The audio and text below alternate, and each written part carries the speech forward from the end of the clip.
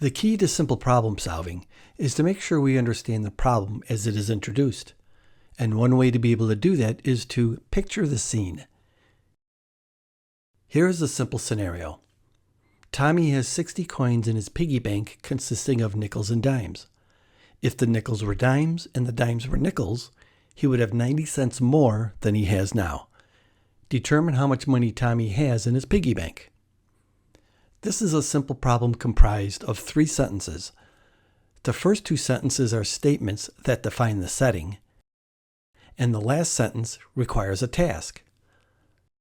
Another key to problem solving is to make sure we are properly interpreting every statement that is presented, and to know that every statement has a relationship with every other statement.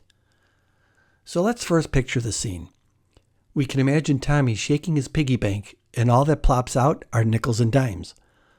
The dilemma, though, is we don't know exactly how many nickels there are or how many dimes there are. But there is a definite relationship that we can express as an equation.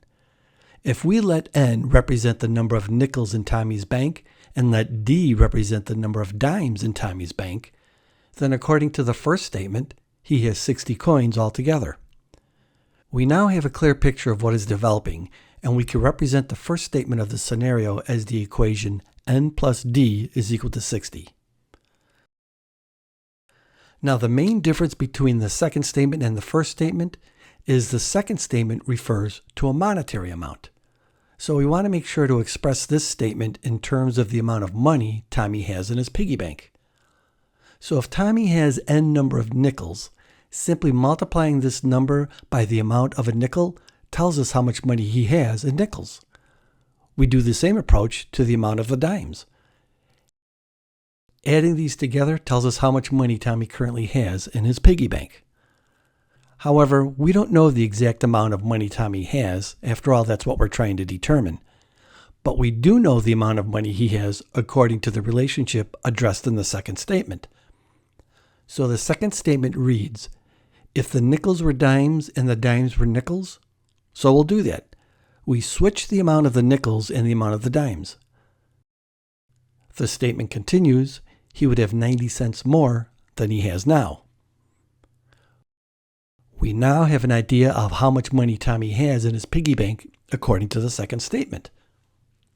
We can now gather up like terms to simplify the equation.